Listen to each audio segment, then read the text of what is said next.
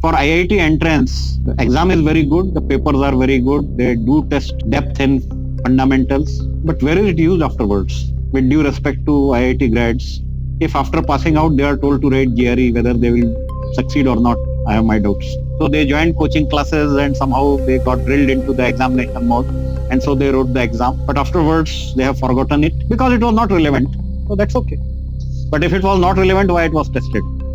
Percentile system in a way is giving you a mindset that how many people you can leave behind. So you don't learn to run with them, you learn to run ahead of them. It makes the people extremely individualistic, extremely selfish. Now this thing, when they come to the real walks of life, it affects because there you require teamwork.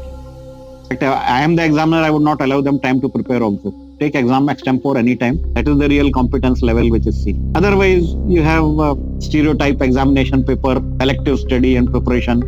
If an average engineer, let us say after graduation, after 5 years of working, is earning something like 20 lakhs per annum, why somebody should be earning 1 crore suddenly? That is what is disturbing the total picture for all of this. Attention should be paid there, the points where there is a big disparity. Hello friends, I am Avinash Khare, your host, and I welcome you to this series, Technocrat Talks. In this series, we will be dwelling on our blind spots, which have shackled our thinking and which have preconditioned our perceptions into a certain template. We have been suffering because of that. This we are doing through application of engineering sense and cold logic. Welcome to this analytical discussion. If you are new to this channel, please subscribe. Please press the bell icon to get the notifications. If you like the talk, please like it and share it with your friends, so that we increase the community of like-minded, curious minds to take the movement forward. Without much ado, let us start today's talk.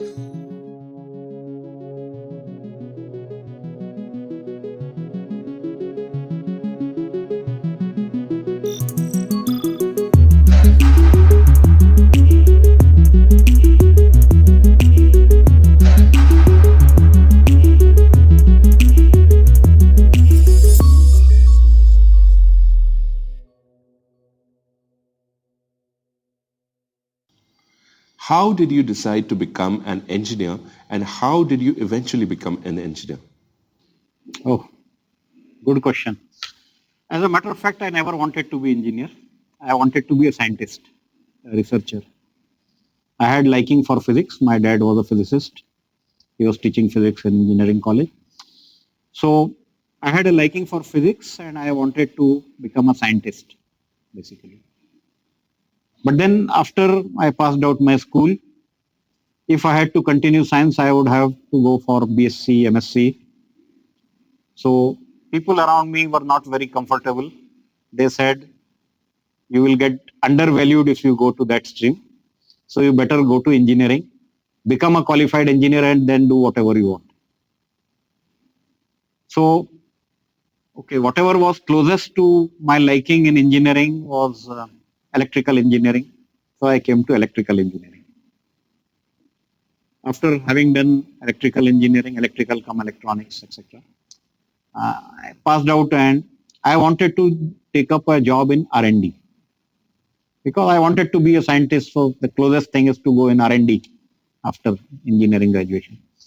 But then again, as I passed out, the voices came that if you want to do R&D, you should do MTech and you should do PhD, which means spend another 5 years after graduation, basically, before you start earning. Now that was not something which was appealing. So I took up the best possible job which came at that point in time, and I joined there. And I joined after, of course, initial rotational training, I joined in R&D, electronics R&D, industrial electronics. And I'm particularly happy about the kind of job I did there, because those days we were fully backward integrated and we tried to do everything in-house. So I have got experience to design hardware and software for PLC, AC drives, CNCs, industrial electronics, lot of things which give lot of satisfaction.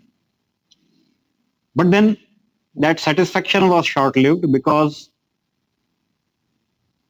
found that after joining 6 years have passed, all my contemporaries who had joined IT had gotten two promotions by then, and I did not get any. because that was the relative priority of this kind of stream where I was stuck as compared to other streams. Then it was a hard decision, but then I was under a lot of pressure from the family front as well as from esteem value also. So I took the next job which was closest to electronics R&D, that is maintenance, machine tool maintenance. So at least I will be a technocrat and in the reckoning. Yeah, after joining there, yes, I got good opportunities after some time in the sense that I was dealing with the technology procurement and like assimilation of technology. So got a lot of exposure to international class technology.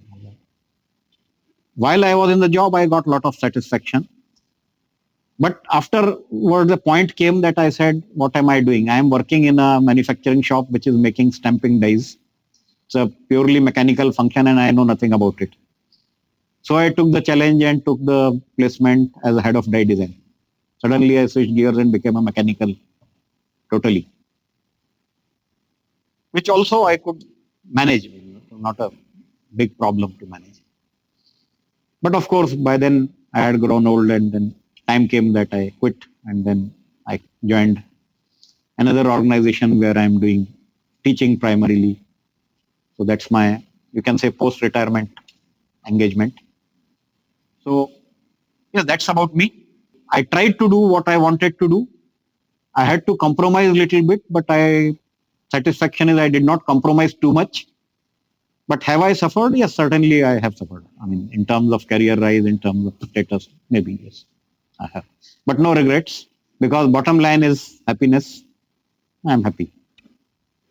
See, engineering is basically logically crafting and putting things into place so that they will work as a good working system which will work efficiently and effectively.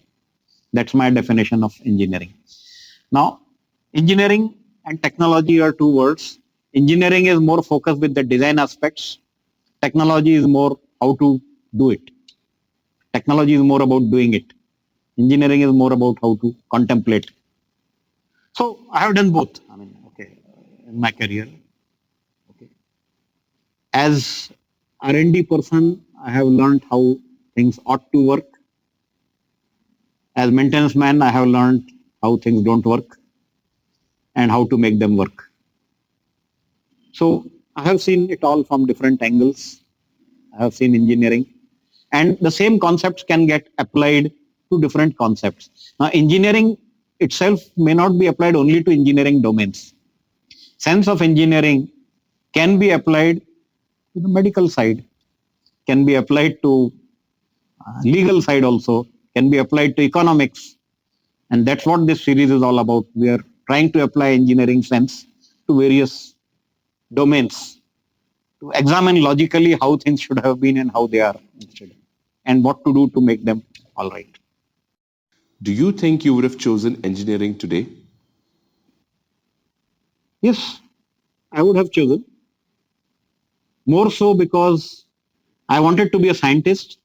But then if you see the history of discoveries and I mean, when theories were discovered, now that phase is actually over already. Now we have come to the thick of implementing it. So now it is more on the action side. So engineering is more intimately linked to the action side, actionable side.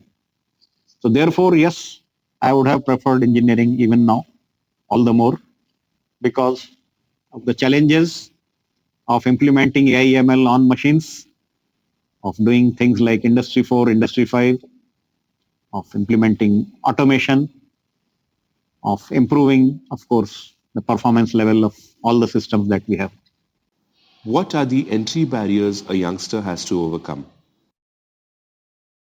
And there was a time when I was writing GRE.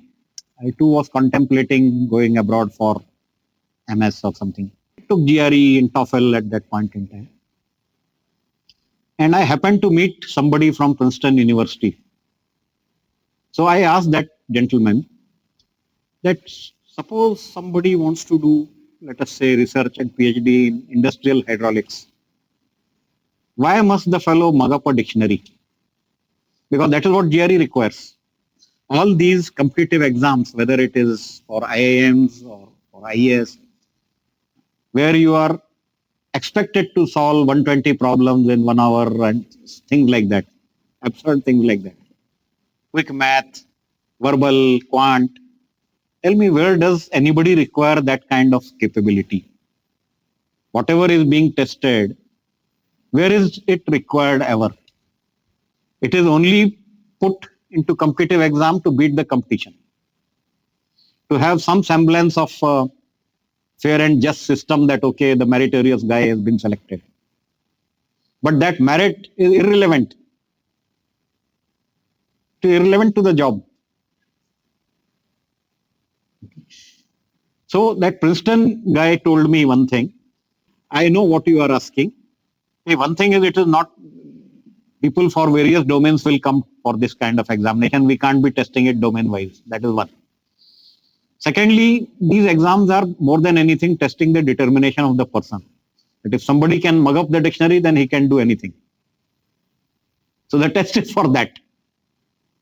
But the same thing, if you apply in the Indian context, for IIT entrance, the exam is very good, the papers are very good, they do test depth in fundamentals, very good.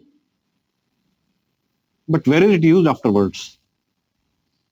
I am sure, with due respect to IIT grads, if after passing out they are told to write GRE, whether they will succeed or not, I have my doubts. So we have tested something at that point in time. So they joined coaching classes and somehow they got drilled into the examination mode. And so they wrote the exam. But afterwards they have forgotten it because it was not relevant. So that's okay. But if it was not relevant, why it was tested? That is the question. Just to beat the competition? What happens in IAS exam? Whatever questions are asked, are they ever used in real life? Day-to-day working of an IAS officer? Never.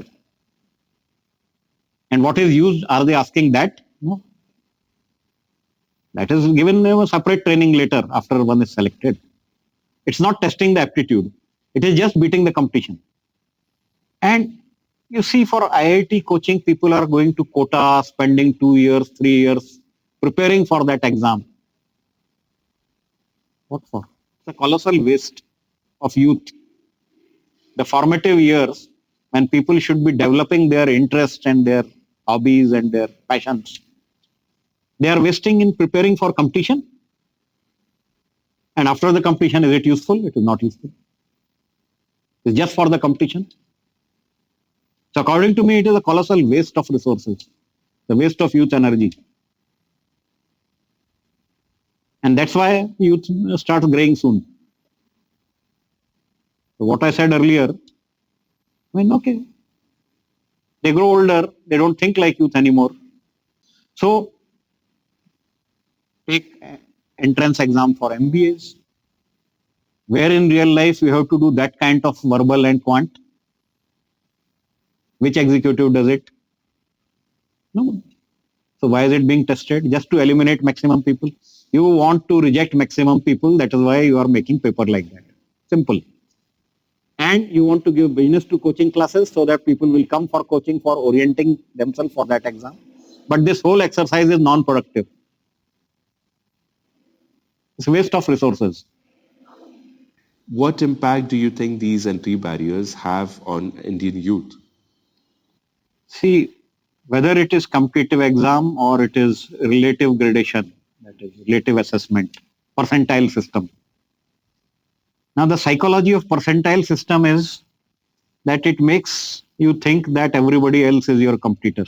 So they can't be your friends, they can't be your teammates. They are competitors and you have to beat them. So percentile system in a way is giving you a mindset that how many people you can leave behind. So you don't learn to run with them, you learn to run ahead of them. So how many people you can leave behind is the figure of merit. It makes the people extremely individualistic, extremely selfish also. Now this thing, when they come to the real walks of life, it affects because there you require team working. You have to carry your team together, and the performance of team is like performance of chain is dependent on the weakest link. So like that, it is the weakest link, it is the average link which determines the team performance. Actually, there is no need in industrial world for individualist performers. What will anybody do with individual performance? It's the teamwork that matters end of the day. So we have to have a system, an education system, an assessment system which is promoting teamwork. Now, another thing is happening which is doing the damage is fitting of bell curve, performance bell curve. So only 5% of employees can be super performers and 5% have to be hived off, and balance will fall in between. It is again a kind of individualistic performance driven monitoring. It gives you that kind of mindset, and that does a damage in team working. Team working is about understanding your partners, complementing their skill set with your skill set, so that together you are a formidable team. To promote that kind of team working, our examination system, assessment system, education system is not helping yet, unless somebody is going in the sports and all. But there also, it is more of individualistic. You consider cricket. I mean, okay, there is more of individualistic projection given to people. Not so much to the team working part, it's more always to the individualistic. Who made the century? XYZ made the century. So the focus is on individual. The focus has to be on team. Do you think the current merit-based evaluation system effectively tests an individual's inherent skills or talents, or is it too generic? It is examination based, basically. And anything which is examination focused, examination based would have its limitation. I can cite my own example. I was never very great at doing at exams, because in exam, they expect you to write precisely what is asked. And a person like me, once I start writing, I would like what I want to write. And what I write, I mean, it may go above the heads of examiners sometimes. So whether examination system can test individuals' excellence level, no, I have my doubts. It's at best just a kind of filter that, okay, whether you are approximately above this or below this. I mean, up to graduation level, it is okay that, okay, you are up to here or you are up to here. Fine. But then beyond that, it's too much to expect from examination. And most of these examinations have become objective type nowadays. One can prepare for exam, one can go for coaching for exam. Now all these things are corrupting the picture further. So according to me, people should not be tampering with the examination system so much. It should be extempore to the extent possible, and the person should be on his own. In fact, I am the examiner, I would not allow them time to prepare also. You take exam extempore anytime, and that is the real response which comes. That is the real competence level which is seen. Otherwise, you have a stereotype examination paper. Somebody goes through 5 years of examination paper. Based on that, he does selective study and preparation. And that's where the problem is.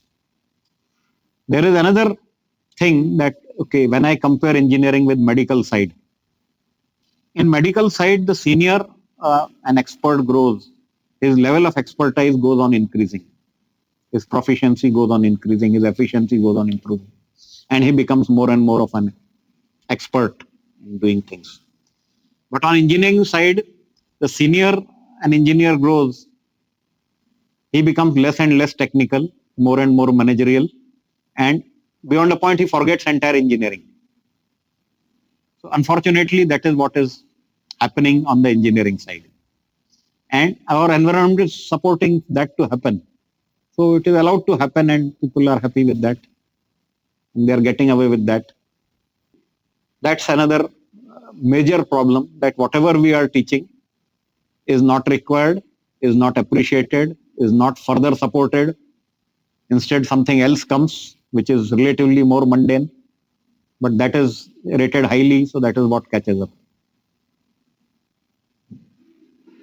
So somewhere this excellence in engineering concept has to come, and it should be deep rooted, so that is what judges a person rather than the superficial things of managing something like that on the gross level.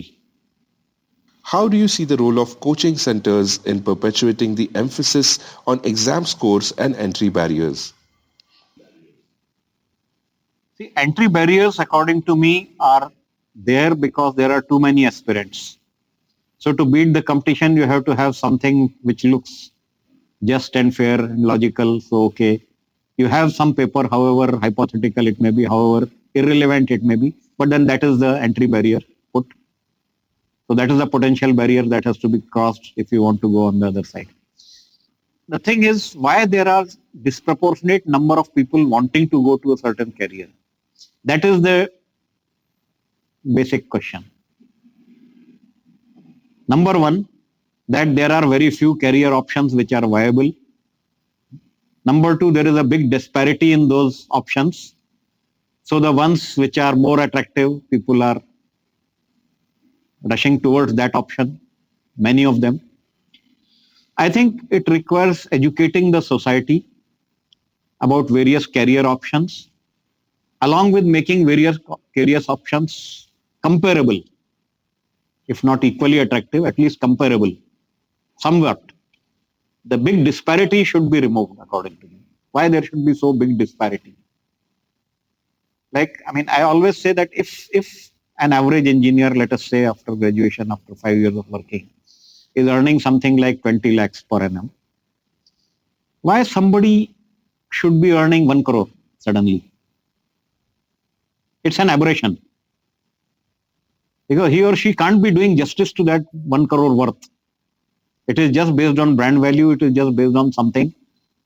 But that is what is disturbing the total picture for all others. So according to me, yes, attention should be paid there to the points where there is a big disparity. Gross overrating and gross underrating has to be corrected, and you have to have a balance somewhere. And I think yes, the policymakers have to do that, to take upon themselves that how do you rate various jobs and how much earning should come for different levels of jobs. There has to be some rationalization exercise. So that rationalization will remove these disparities to a great extent. It will bring in some semblance of equity among the middle class. In your opinion, what could be done to balance the disproportionate focus on certain career paths in India? I think we have to balance out the earning proposition from various options. So logically, I mean, in some countries, I know that people consider that how many members you have to support in your family, your salary depends on that. Rather than your domain, rather than what you do, what is your responsibility. Depends more on what is your requirement for living a decent life. So basically, rationalization should mean assuring a kind of decent living level, comparable decent living level to various specializations, to various domains, cutting across. And it should have a bearing on the qualification, number of years of experience, your age, and your family responsibilities, etc., which are likely to be there when you are in that age. Okay. In cognizance of that, how much you should be earning, that should be fixed. This earning just any amount arbitrarily is an aberration. And I'm sure it is hurting everybody. They're hurting the corporate also, to drilling a hole through their pocket in paying super. And then they realize soon that it's not worth it. So then dump the guy after paying him so much. So all those kind of things happen. And then people keep jumping jobs like industrial butterflies, trying to gain something in terms of, which is an aberration. According to me. Why that should happen, why that should be supported, should not be supported. Continuity is important, commitment is important, Once somebody switches job, all that commitment goes out. Yes, the focus should be on bringing parity. The focus should be on removing disparity. And there should be some rationalization of what is the requirement, what is the mean level. You can have some variability, little bit, but not beyond, say, plus minus 20%. What steps could be taken to improve the relevance of the skills being tested in these exams? For example, suppose you are testing for engineering entrance examination. I don't think there is a great necessity of having a separate competitive exam at all. If your board exams are reliable enough, you can as well go by that, because the knowledge of physics, chemistry, maths, etc., if you compare, that should be enough. The problem is that different state boards have different standards, different marking level. That is why you require. So I'm saying that as a natural policy level, why we can't have a control on, let us say, the difficulty level of question paper across the various boards which are conducting exam. Can be some audit. There can be some parity in the syllabus. There can be some parity in the examination level and even in the marking level. That control could be kept by Education Ministry, so that we don't repeat the exams unnecessarily. You don't make people to write so many exams, so many different exams. You push them into preparing for different exams, then join for coaching and all. And presently what is happening, that because somebody wants coaching for IIT, he doesn't come to school, college for a couple of years. He instead goes to coaching class.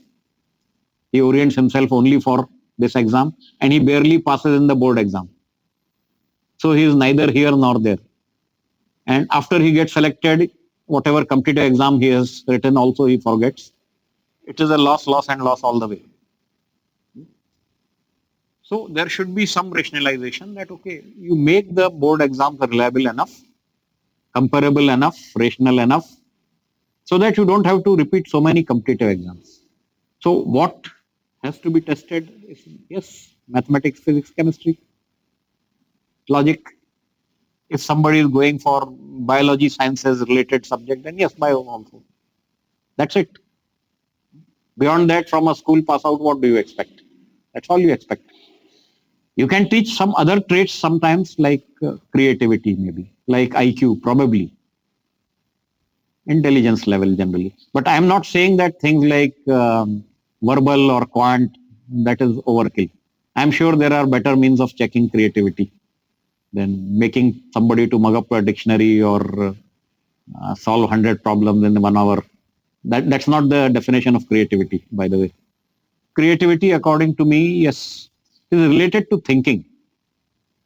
There are two kinds of thinking. One is convergent thinking, other is divergent thinking. Now, convergent thinking happens when I am solving a mathematics problem, when I am focusing on applying some laws, some rules, some grammar rules and trying to analyze a sentence. It is convergent thinking. But creativity is more to do with divergent thinking. Suppose I give you a pencil and tell you how many different uses you can think of this pencil. Now there you have to apply divergent thinking. And I don't mean the regular writing, that use everybody will say, but how many other uses? So somebody would say that, okay, I travel by the local train. When the fans don't work, I turn it by pencil. Or earlier days, people used to wind cassettes with pencil.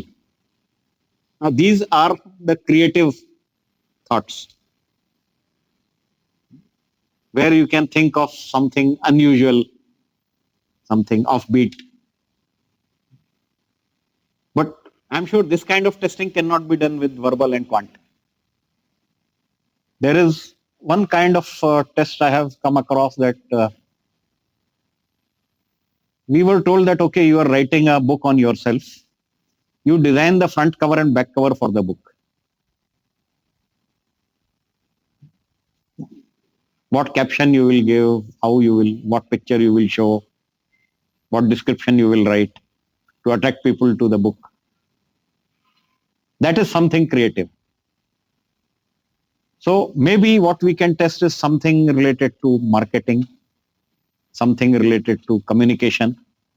Test the person that how he would respond outside his comfort zone when some unique challenge comes. So you throw some unique challenge and then see the response. Something unforeseen, not something for which coaching classes can prepare the person. Well, with this, we have come to the end of today's talk. Please take this movement forward. Please share it with your friends. Open Mind is an engineer's workshop, and our goal is to engineer our future. Please press the bell icon to get further notifications. Please like if you have liked the talk, and please do let us have your feedback, your ideas, your comments, your suggestions. Hope to see you in the next talk, Technocrat Talks. Till then, be happy, enjoy. See you next time. Bye-bye.